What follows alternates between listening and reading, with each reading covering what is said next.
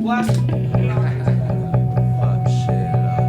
Tonight we're gonna fuck shit up. Tonight we're gonna fuck shit up. Tonight we're gonna fuck shit up. Tonight we're gonna fuck shit up. Tonight we're gonna fuck shit up. Real good motherfucker!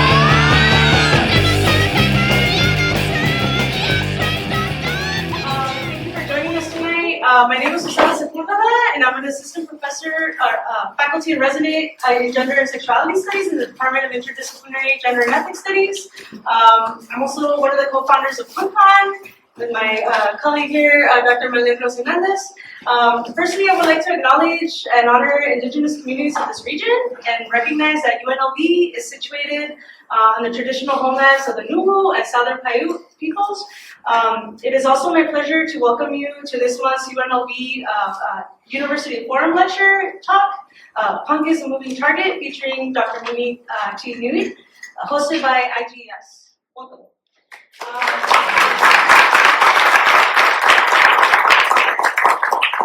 And thank you to our co-sponsors, the Neon Pacific Initiative, the Black Mountain Institute, the Asian and Asian American Studies Program, the Department of Anthropology, PunkCon, Interdisciplinary Gender and Ethnic Studies, and the University Forum Lecture Committee and Marjorie Barrick Museum, which we're in.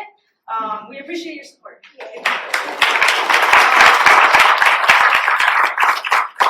This event also serves as a precursory note for PunkCon. PunkCon 2026, which will be is a biennial punk conference, which will be hosted for the first time ever at UNLV in May.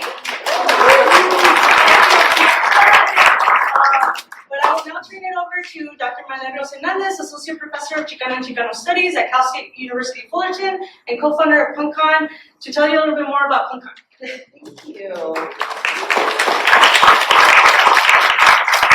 Hi everyone, so we're PunkCon, founded by two Chicanas.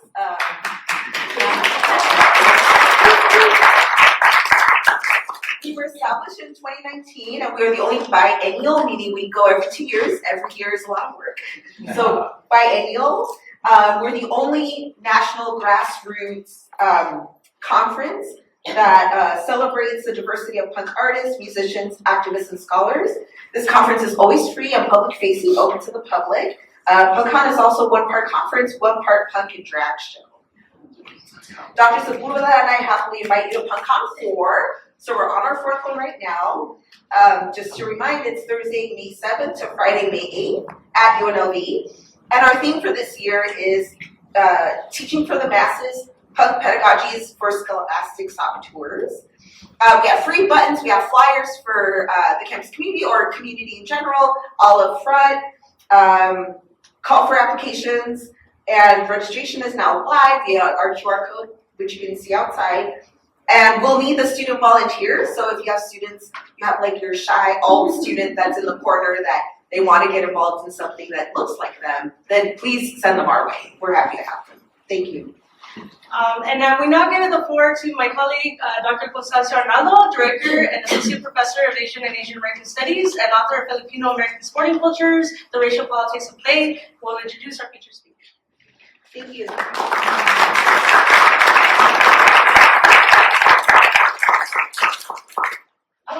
Do I need the mic? No. I'm going to stand here. So I'm really, truly honored to introduce a friend and colleague, Dr. Thi Nguyen, who is a professor of women's gender and sexuality studies at Dartmouth College. I'm going to go off script a little bit. So Dr. Nguyen was assistant professor at the time when I was a grad student at the University of Illinois Urbana-Champaign. And she was part of a really vibrant intellectual space at the University of Illinois.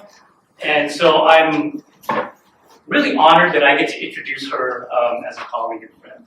So her research work engages ethnic studies and transnational feminist cultural studies. She's the author of The Gift of Freedom, War, Debt, and Other Refugee Passages that focuses on the promise of, quote unquote, giving freedom concurrent and contingent with waging war. So this was with Duke University Press in 2012, which won Outstanding Book Award in Cultural Studies from the Association of Asian American Studies in 2014. That's not all. The Promise of Beauty, which considers beauty as a fruitful concept through which we engage narratives of crisis, was also published with Duke University Press in 2024. Keep going. She's also co-editor of Bangtan Remixed, a critical BTS reader, also published with Duke University Press in 2024. The special issue of Positions, Asia Critique on Southeast Asian American Studies in winter 2012, as well as Alien Encounters, Pop Culture in Asian America. As an Asian Americanist, Alien Encounters was really generative for me to think more critically about how Asian Americans engage with popular culture. Now, her next book project is a co-edited collection with Karen Kaplan about renowned artist Martha Rossler's House Beautiful, Bringing the War Home, and it's a series of photo collages. Dr. Nguyen has also made zines since 1991, including Slander and the compilation zine Race Riot, in which she and contributors of color challenged racism in the punk scene. She's a former Punk Planet columnist and Maximum Rock and Roll volunteer. She's also co-author of the retired research blog on dress and beauty, Threadbare, and co-creator of the chapbook Punk, Guillotine Press in 2013, a conversation between Nguyen and Gulnar Nipur that further inspired the 2016 exhibition at the Arnolfini in Bristol called Moving Targets. So let's have a warm welcome for Dr. Thi Nguyen.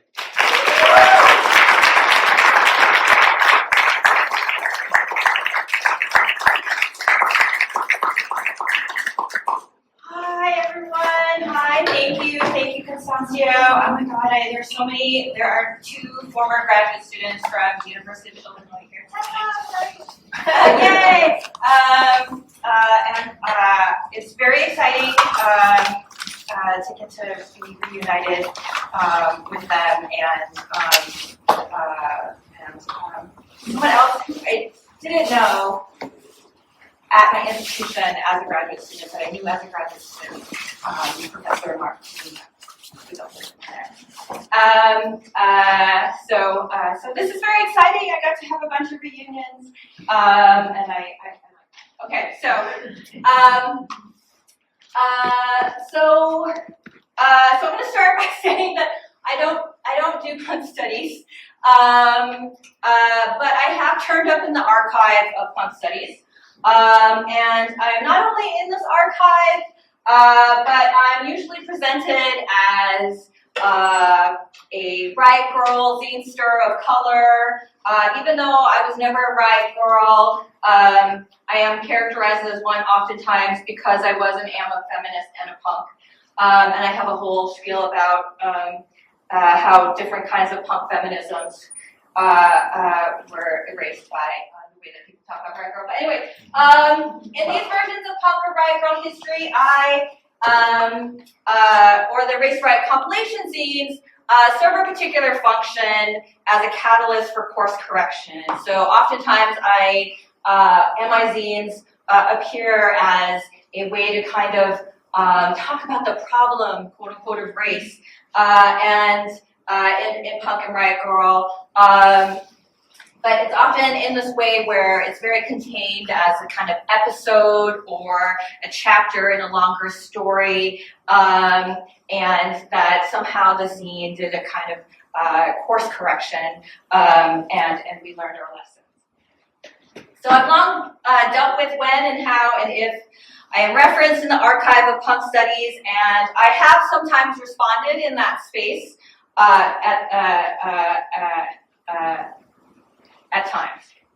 So I wrote a piece called Race, Riot Girl, and Revival for the journal Women in Performance about how race and racism were very narrowly conceived in Riot Girl's archive, which I did because my then girlfriend was a co-editor of a special issue on punk. And later I wrote Minor Threats for Radical History Review because I was asked to reflect on what it felt like to find myself in the archives. And I wrote about how a minor object, what I call the minor object, like punk, might describe the limits of a structure or practice, but might also be recruited to manage or overcome those limits through acts such as recognition and inclusion, because I wanted to say something about how I'm approached as a kind of minor object in punk studies. And I ended that piece describing my takeaway from this one scene from, of course, the punk classic film, Ladies and Gentlemen, Her Fabulous Stains, during what appears to be a disastrous first gig with her all-girl punk band at the local bar. Teenage malcontent Corinne Burns is taunted by a woman in the audience who kind of dismisses her performance as a kind of idle noise of like adolescent attitude. Corinne turns her sarcasm upon her hecklers, sneering, sucker. Corinne then tosses her trench coat to the side of the stage as the audience gasps. She appears as though vulnerable in black underwear, fishnet stockings, and a sheer red blouse, but she defiantly refuses intelligibility and accessibility. Grabbing the microphone, she snarls, "I'm perfect, but nobody in this shithole gets me because I don't put out." So what I want to present today is not necessarily for punk studies, but it is for the punks. It is the introduction to the edited collection of a lot of my punk writing, my Punk Planet columns, random things I did for Maximum when I was a shit worker there, the introductions for the Race Riot compilation scenes, and a bunch of other things that two of my friends who are former Maximum Rock and Roll coordinators are publishing eventually once we get our shit together. And at the end of the talk, I pivot to gesture towards how the story I will have just told says quite a lot about how I approach my research, which is in the main about war and aesthetics, how I approach that research as a punk, and even if that research is not about punk at all. So I want to thank Susanna for the invitation, and all the co-sponsors, Constancio for the introduction, and thank you to all of you for listening to what follows. So this is based. No one's seen this yet except for a couple of my friends. This is the introduction I've written for the collection. Okay. So I might as well begin with the cliche, punk rock saved my life. While I did not do so cleanly or evenly or with someone like me in mind, in capturing the shifting contradictions and forces of the world as well as its wreckage, in manifesting both as a critique and a mirror of its best impulses and its worst ones, punk prepared me for life under the historical formation of Imperial America, showed me how to refuse its rules and prescriptions even when punk itself was the problem. Punk is a moving target, and yet it has its own forms, structures, aesthetics, and networks of feeling, though these are not stable or the same in any time or place. Punk taught me how to eat, how to dress, how to live with others, how to talk about power and how to hate it, how to have fun and how to fuck shit up, and how to name the attachments as well as the animosities I felt so strongly. Punk demonstrated to me that our actions might bring into being another world, however temporary, and that meanwhile, the ordinary things we do could be done otherwise. In other words, punk brought me closer to what felt like a life that could be lived in a world on fire. This talk brings together decades worth of encounters that hopes to make sense of that living from the spaces in which I have been addressed by its promise, through war, through forced removal, through crimes of private property and public disorder, through broken furniture and chance encounters with friends and strangers who love this thing that I do too. When I was 10, I found a hateful letter tucked into a pile in the cupboard, addressed to us from the blonde-haired, blue-eyed twins who lived in the cul-de-sac behind our house. My mother glanced at the envelope in my hand and said, "Who cares? We don't need them." Once, as she rushed past me in the Red Owl supermarket, a white woman spat at me. I was a scrawny 10-year-old in thick spectacles and a home perm. I had, she said, murdered her husband. My first response was bewilderment. I had no memory of his blood on my hands.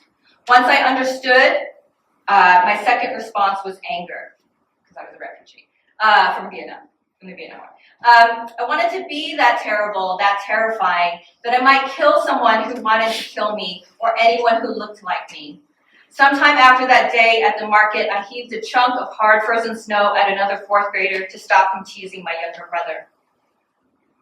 In the 1980s, all the television punks were outcasts and criminals, and that made sense to me. Our town did not have punks, though the high school Hessian across the street cut the sleeves off his black t-shirts and walked me and my brother to the bus stop sometimes, our mean mugging bodyguard. I greatly admired him and Cyndi Lauper, and so I made the sort of decisions that were available to me at the time to become as like them as I could. I clashed my clothes from church basements and discount department stores because I would not try to fit in with others, and I made equally alienated friends. The pimply metalhead who was sweet despite her persistent snarl, the sharp-faced blonde from California who found herself in a no place where her pixie cut or oversized blazers made her weird. These brief friendships were omens, and after 6th grade, we moved to San Diego. In 1987, a California Highway Patrol officer was arrested for the murder of a young white woman named Cara Evelyn Knott. Her car was found abandoned on a dead-end road at the incomplete I-15 Mercy Road exit into Rancho Penasquitos from San Diego County, and her body was discovered at the bottom of a nearby ravine. The officer had harassed other women while on patrol in his while on duty in his marked patrol car, pulling them over and stroking their hair, their shoulders, in the swallowing darkness of the unlit off-ramp. But Knott had threatened to report him, so he bludgeoned her with his flashlight and strangled her to death before throwing her body over the edge of a nearby bridge. I was 13 or 14 when I heard this story. Mercy Road was a mile from my parents' house in a suburb that was still being built, one stucco and tile residence at a time. I remember the nascent consciousness that the police do not protect you, but this was already a part of being a refugee. My mother still mutters, "Not the police," when she sees a cruiser. I split my time between the long-haired skaters and metalheads and the Vietnamese and Filipino girls with the oversized tops and teased bangs, fanning out like sparkling sugar-spun clouds. Because subculture had been condemned as a breeding ground for lawlessness, the skaters and the metalheads were often harassed by security for, quote, destruction of public property or for loitering in the inconvenience store parking lot. Meanwhile, a moral panic about Southeast Asian gangs was sweeping Southern California, fears of Vietnamese home invasions and Filipino petty crimes. This panic caught even middle schoolers in its crosshairs. You could not wear black and be Asian without attracting suspicion from authorities for possible gang affiliation. And yet it was the clean-cut high school boys who shouted from the crests of ravines, "La Migra," to terrorize Mexican migrants camped in the scrub, and the popular girls who laughed at their abuses while piously reading out loud biblical verses in English class. These are some of the ways that I experienced the suburbs as violence. My friend Nikki describes the punk door as that decisive moment or encounter during which a person either turns away or enters into this world. Each person's door is unique and specific to them, as are the circumstances under which they might encounter their door. My door was Maximum Rock and Roll, left by the door of the Black Cat in downtown San Diego, which is a boutique, like an alt boutique before there was Hot Topic. I picked up some unsold issues while shopping for striped tights, because I was a teenage goth at that point, and I was changed forever. When I tell the story, it seems inevitable, as if I was always waiting for that door, that there was something that readied me for it. I came to punk after the fall of the Berlin Wall and just before the start of the first U.S. war in the Persian Gulf. I inherited its Cold War-era suspicions of state power, as well as the feeling of what now after the failures of revolutionary promise. In zines and liner notes, I read about the covert wars of the Reagan administration in Central America, propping up dictators, waging indigenous genocide, with cadres trained at the U.S. Army School of Americas. I read about the mining of the Dine Reservation and the bombing of Iraq on its ongoing extractivist campaigns. But it was also the parody of desirable femininity in Bata Motel on Crass's penis envy, album with the lyrics, "I'll be your bonsai, your beautiful bonsai, erotically rotting," that made specific sense to me as a Vietnamese teenager in ripped tights and thick black eyeliner, walking around downtown San Diego with its multiple military bases. I was often harassed by servicemen back from tours in the Pacific who assumed I was quote-unquote available. This wayward education in punk made me want to study the conditions that made me a refugee, to understand capital, colony, and their calculations.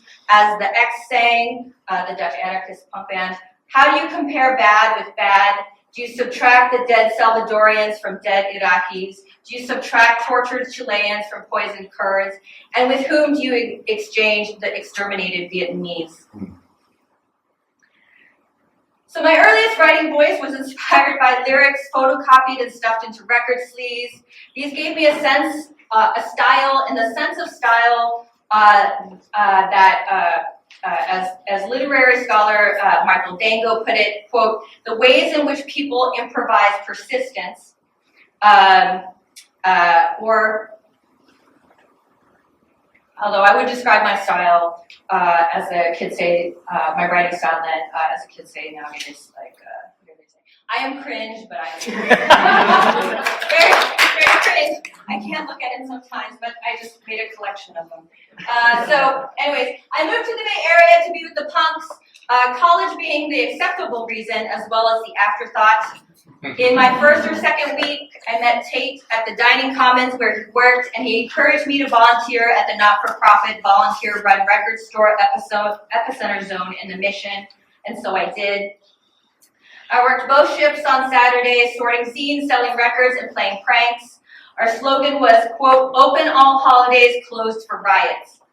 We were family, but also strangers. We fought each other, but also for one another. In an oftentimes unbearable world, we attributed to this thing the power to save our lives and to imagine other futures. We wanted to be a threat by example, and sometimes it was true.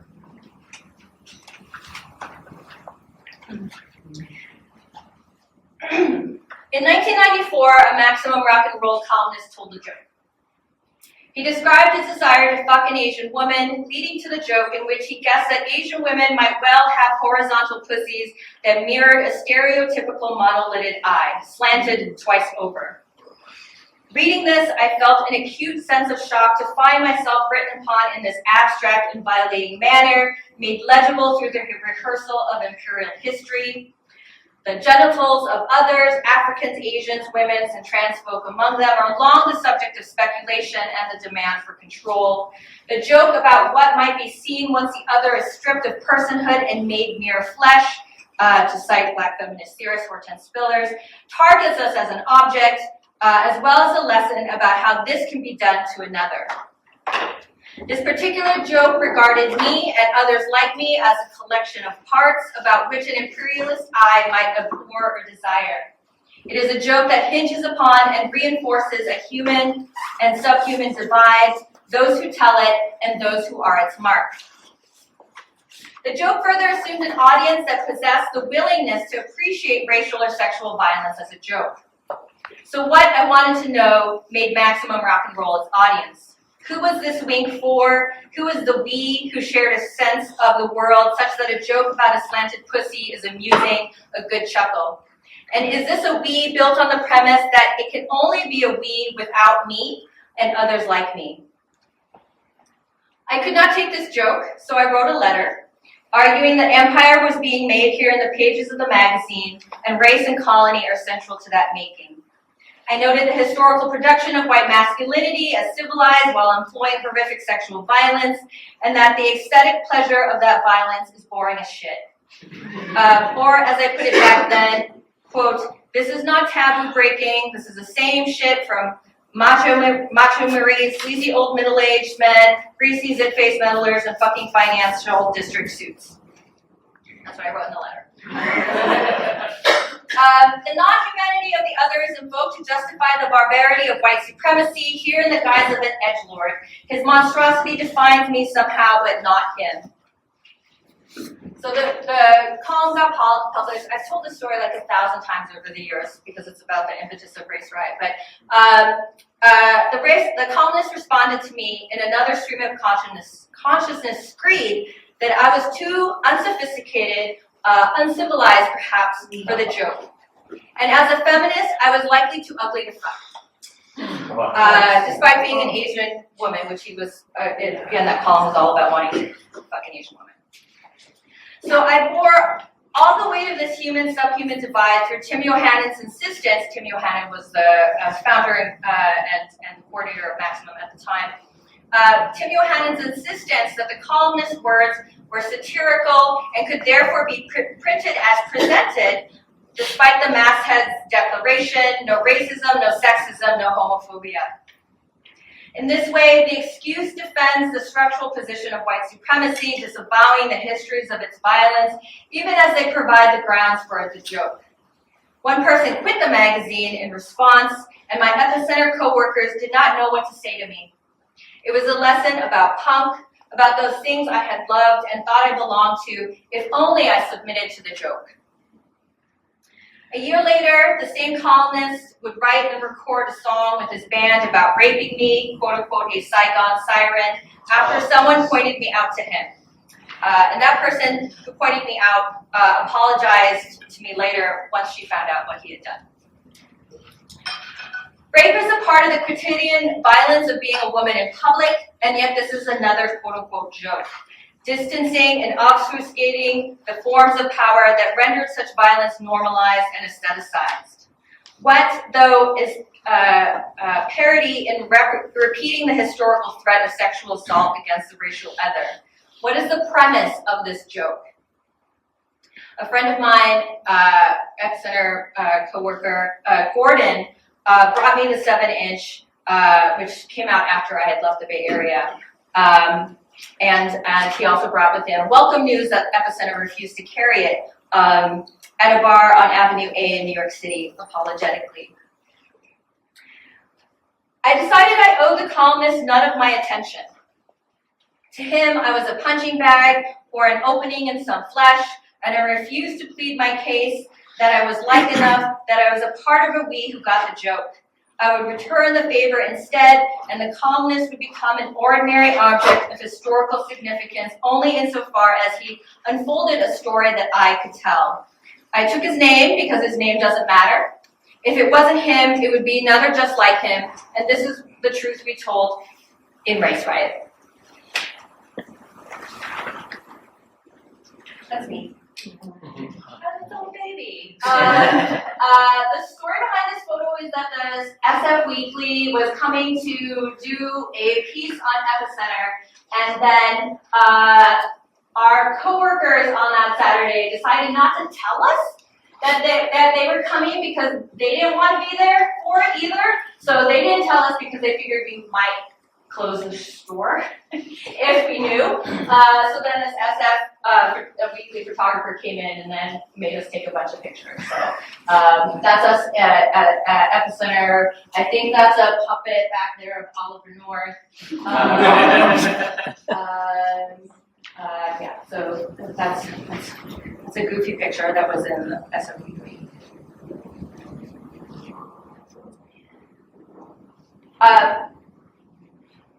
I became a columnist for the Chicago-based Punk Planet because they asked me first.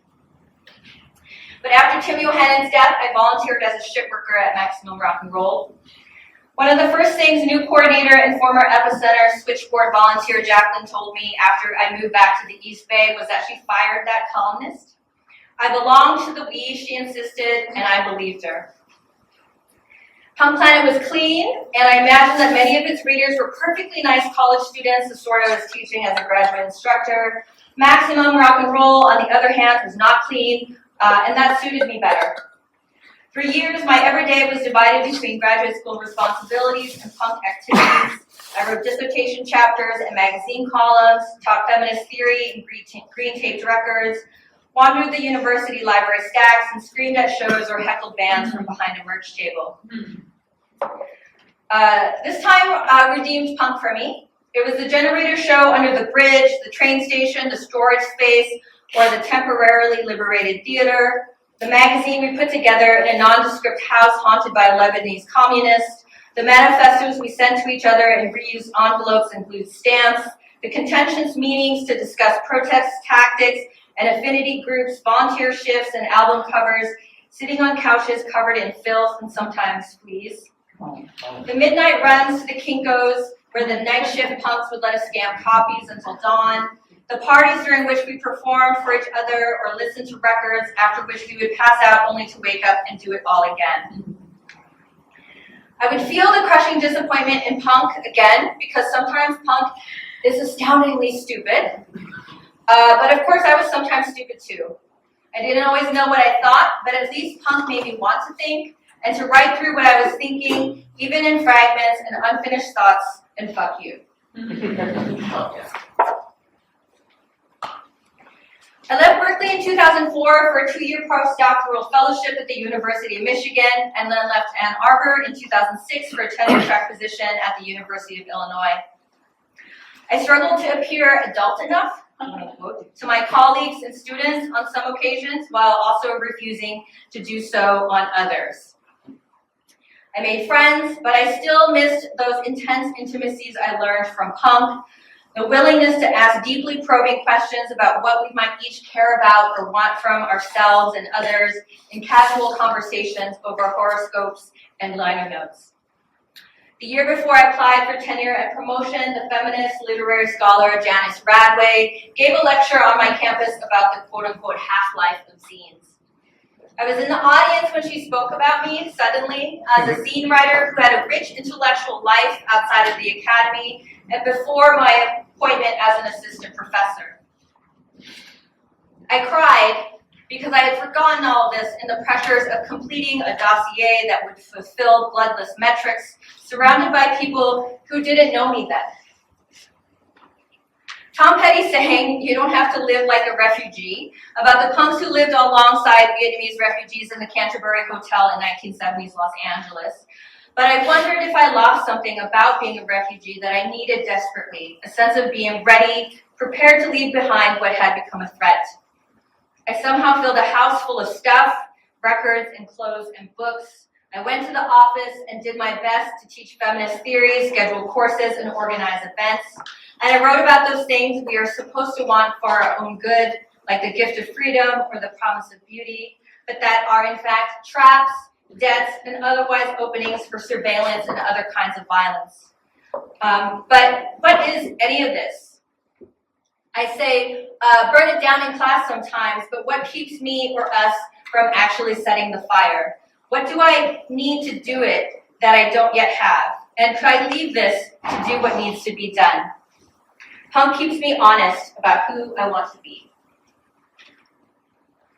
That's me again. On this tour I'm about to talk about. The first reading for the Race Riot Zine Tour, which was a group of us, all zinesters of color, that toured twice in 2012 and 2013. The first reading for the zine tour happened at 538 Johnson, a warehouse space in Brooklyn. Below makeshift lofted rooms pieced together from salvaged lumber like tree forts and crow's nests, we sat up in the common area on tables before the stove and the pantry shelves.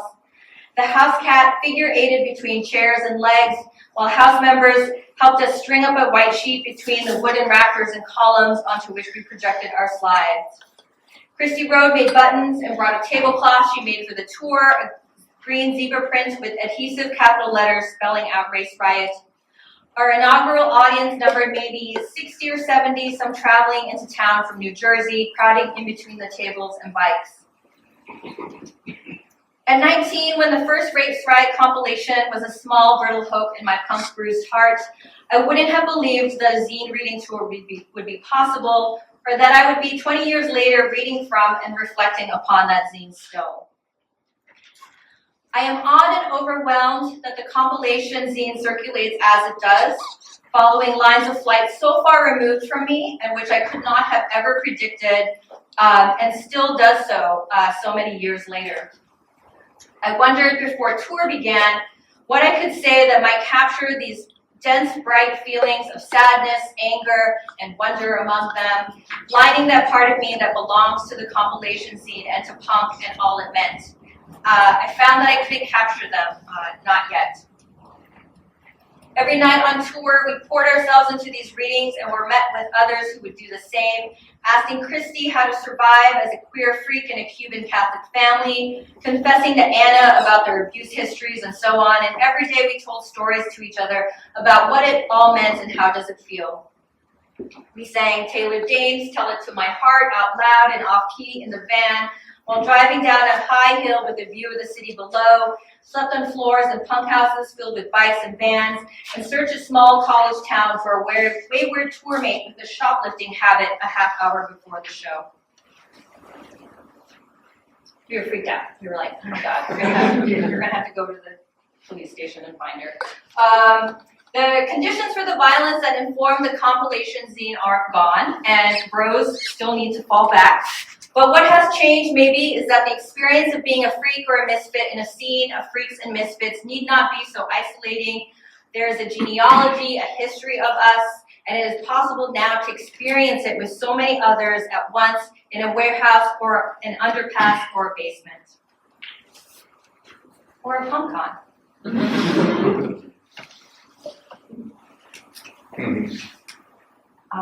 This is my friend Volnar with her band Gaz.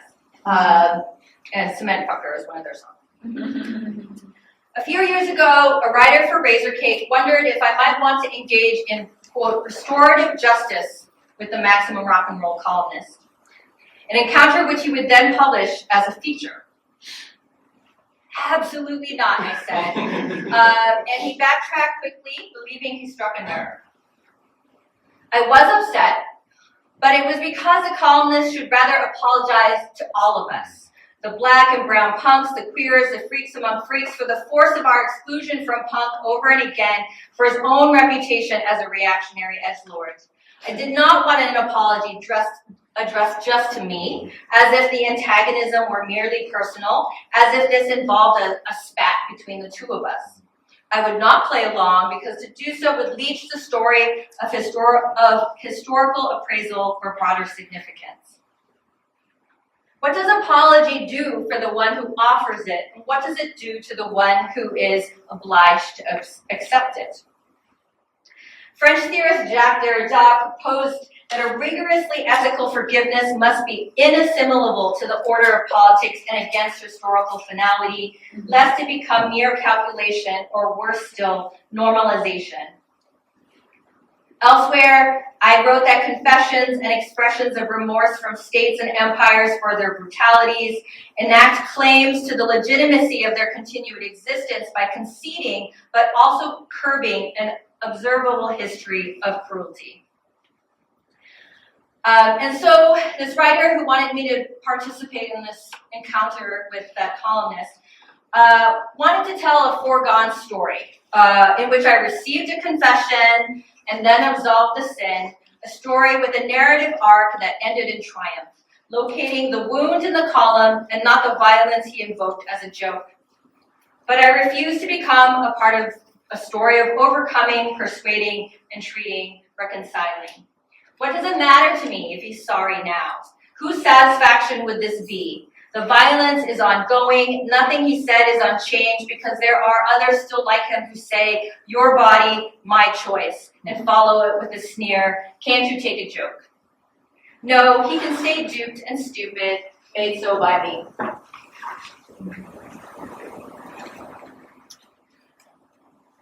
Sometimes we tell a history of ourselves because it gives us a sense of our own self-continuity. We are who we are because of who we have been. And even though I know better than to imagine that any story we tell about ourselves is necessarily true or that its outcome is inevitable, this is one story I can't shake loose. What other direction could I have possibly taken? How else could I have embraced those feelings as a source of creativity or sociality? Or if I hadn't walked through that punk door, would they have simply faded away? How would I even speculate about the person I would have been without that door? So in preparing for this talk, I considered the significance of these early lessons when I reflect now upon the wreckage that is all around us, and there is a lot of it.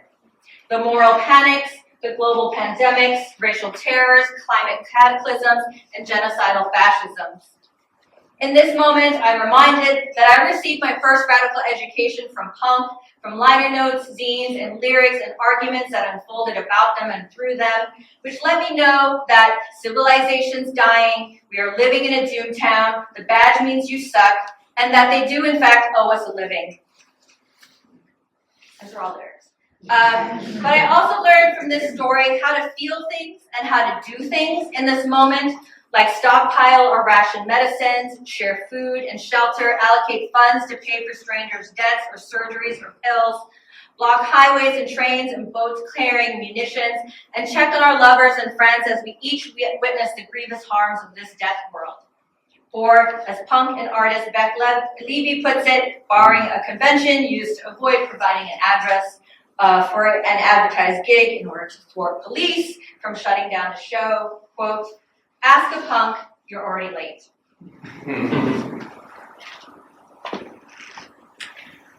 So here's the part where I reflect on how my work has everything to do with this history I just narrated. In the last book I wrote, I argued that the promise of beauty is so often formed around threats to the image of the world that it aims to sustain or create, and that would in turn sustain or create beauty. Beauty so often names a habit, property, or force through which we engage narratives of crisis in our time.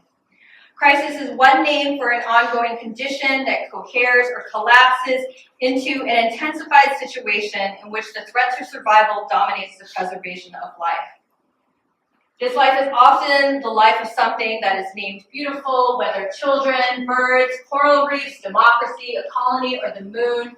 And the discrepancy between the world and what ought to be fundamental to an idea of historical consciousness so often unfolds through these citations. On these grounds, the meeting with beauty in a bad situation often lends itself to thoroughly political observations. Its promise establishes beauty as an object, a scene, a reason, or a ritual for living on and through crisis. It is the sometimes name through which our attachments unfold into futures that crisis threatens to foreclose. It might be found in an instance, a movement, or an opening towards what one desires is beautiful and wishes to make present or proximate, or it might be perceived as an enclosure, a limit, or a horizon that refuses to approach closer. The promise of beauty is also usable across politics or the police.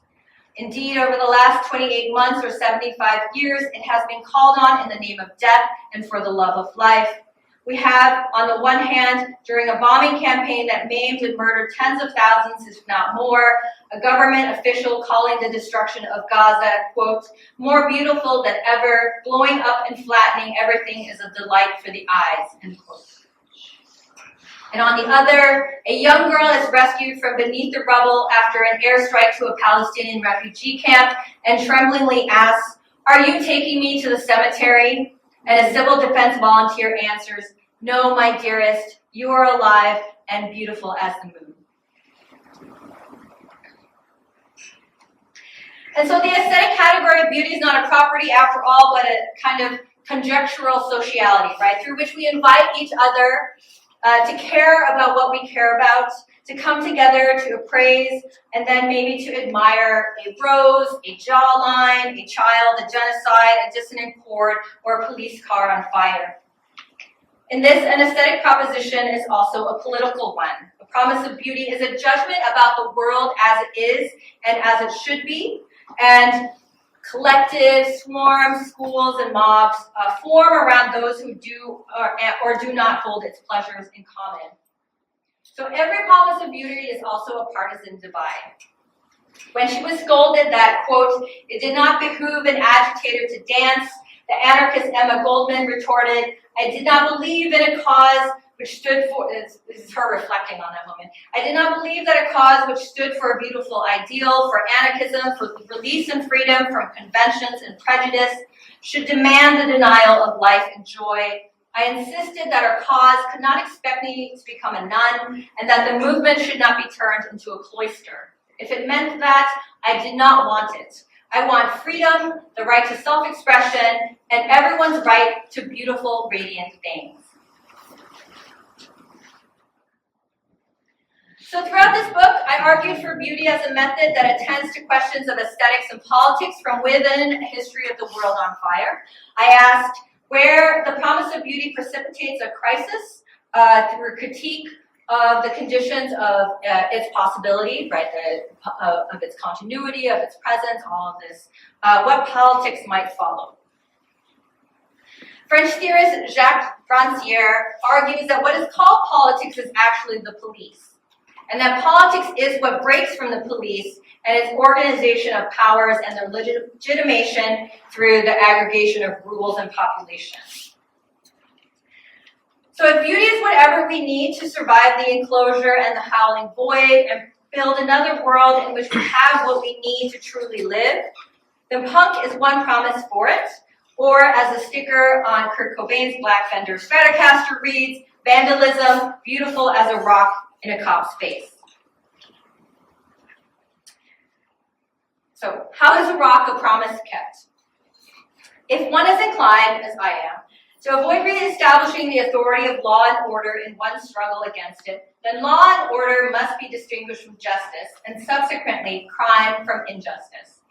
If law is the general application of a rule, justice is an opening of law to the other, to the singularity which law cannot account for. Justice is, in this sense, exists in a relation of alterity to law and order. It opens the discourse of law and order to an outside. Justice might even be a crime under a fascist regime. In this present, to which we are already late, for crime to be a necessary opening for these beautiful, radiant things that are now hunted and harassed by banal evil, dumb extraction, for it to count for the singularity denied by law and order, must seek both the destruction of the proper and the abolition of property. This is one of the most important lessons I learned from punk that I then applied to my studies. What has gone missing or denied by the quote-unquote proper forms of things we are told we should want, governance, endless accumulation among these things, even when these things don't serve us. What course of action is required that would create what we need to live a life worth living? And what is a cop under such a regime but the crushing enclosure of life wherever it threatens the law of property, and in the United States of whiteness as property plus?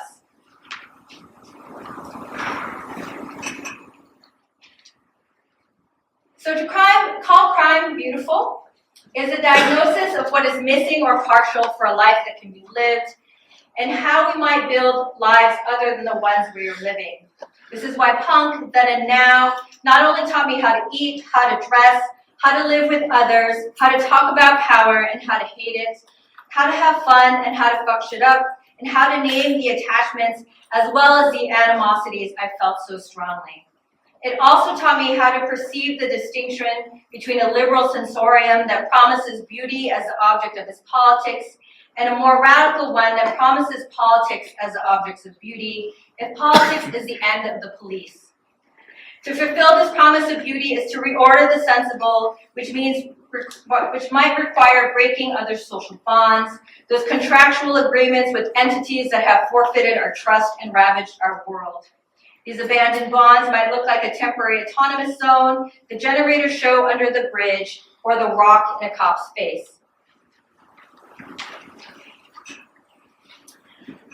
I was 15 when I stumbled into a dream of a world without states, without wars, without police.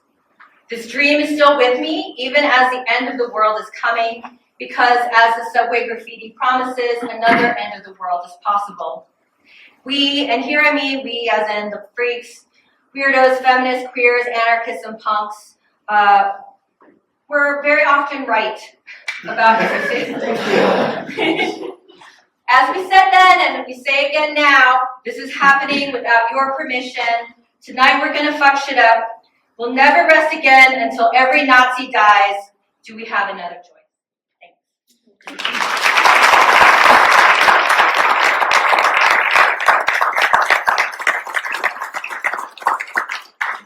have 10 minutes for Q&A, if anybody has any questions or comments. I have a question. Thank you for sharing all of that. It's fascinating. Traveling with you through what you were saying, I could think through so much of it, and it's a great experience just to be here. And one thing that I'm in the College of Education, so education is my thing, and as I teach new generations, I keep constantly trying to improve for them. And as I get older and they remain younger because it's just the next generation coming in, I'm always trying to close that gap with them. And I wonder, from your experience, how do you see that, possibilities, strategies, ideas, things that can be done so that they understand this message, maybe as strongly as we do. Well, I generally teach in ethnic studies or feminist studies programs and departments. And they're a self-selecting bunch of students. Right? So my experience with my students, I'm still figuring out the Dartmouth situation, but my experience with my students is that they often already know that they've been fucked by the world, right? They already know it. They feel it very deeply that the adults have failed them, that their lives will not be an improvement, that everything is on fire, right? So for me, in the classroom or outside of the classroom, when I talk to young people or students, I say, yeah, you're totally fucked. You've been totally fucked.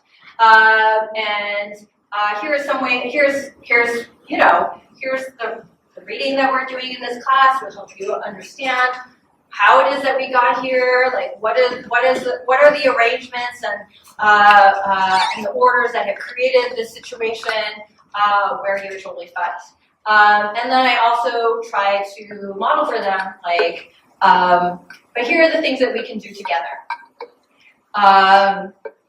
So I bring that into how I am a scholar, but also as a teacher and a colleague, how I think about the work that we are meant to do in the academy, or the work that we are not meant to do, but that we can do anyway. We can find ways to do anyway, where we can use the resources of the institution to do these things, right?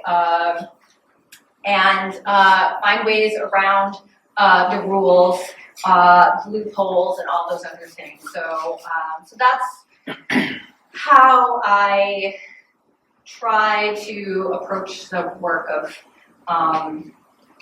talking to the kids about their situation, right? I mean, but they, it's so interesting to me that they are so. I mean, like, it's so interesting to me in general how all this kind of anarchist practice that I grew up with as a punk kid is in the air, right? The mutual aid, what happened in Minneapolis, where the slogans that we used to say to each other, we keep each other safe, the government does not love you, but I do, all those things that we used to say to each other are in the air now.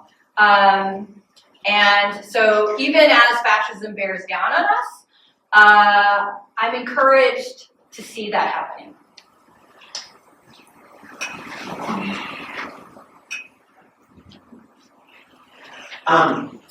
Were there any specific things that you took forward in your from your younger years in the punk scene? Was there anything that you learned and took forward that came from transgender people specifically? I mean, you know, I was in the Bay Area in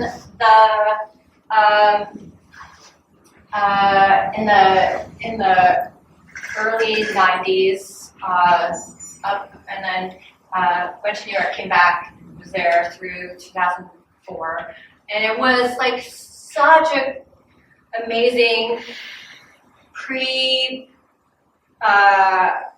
internet, or what is it? You know, what is it? The pre-bubble, whatever the tech bubble, pre-tech bubble, Google bullshit, right? And it was such an amazing time to be in the Bay Area because it was such a queer mecca. Like there were so many queer folks. There were so many queer and trans folks who were in and around Epicenter. A number of my coworkers were trans. They were also the ones who ran. It was a queer and trans folks who proposed and then also ran the Epicenter switchboard, which, you know, again, this is kind of like pre-internet or early internet, so there, you know, figuring out where the resources were was really difficult. So it was a queer and trans punks who put together the Epicenter switchboard, which was a 24-hour switchboard that we housed in the zine library, where people could call and get find out where resources were available for all kinds of things, like medical care, a place to stay, you know, how to apply to food stamps. I mean, all kinds of things, because we had so many queer youth running away to San Francisco, queer and trans youth running away to live in San Francisco. So the Epicenter switchboard was really inspired by all those queer and trans punk youth who were coming to the Bay Area. And so I would say this kind of like spirit of, you know, sharing this kind of information. You know, I have a friend of mine who goes around teaching DIY HRT like workshops and stuff. Who's an old punk. So yes.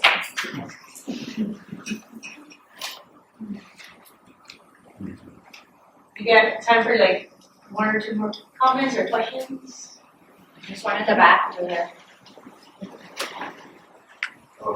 I had a question about your, you had like a point at towards the end where you said the difference between like the liberal section and then the radical section of the promise of politics to create beauty versus the promise of politics as beauty. Mm-hmm. And I was wondering if you could like explain that. Yeah, you know, I mean, what I meant by that, I mean, it's basically the premise of the whole book. But it's really about how, like, a liberal sensorium promise, which is to say, like, a way of perceiving and sensing the world, promises that beauty is what can be saved, maintained, rescued, conserved, whatever, as a result of politics, right? Of these kinds of arrangements and orders of you know, categorization, containment, all those kinds of things that unfold from a sort of liberal politics, and liberal in the broadest sense of kind of lay enlightenment, rational, whatever.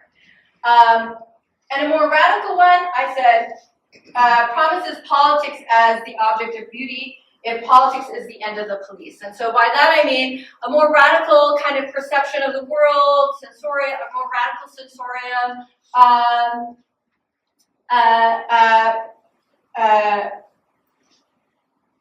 promises the end of this order, this arrangement of the world that has that seeks to contain, categorize, et cetera, a more radical way of being in the world would promise politics as the thing of beauty itself if politics is the end of the police, right? So the argument is then like if following from Ranciere's formula that politics is how we do things already, police is sorry, it's like 11 o'clock for me.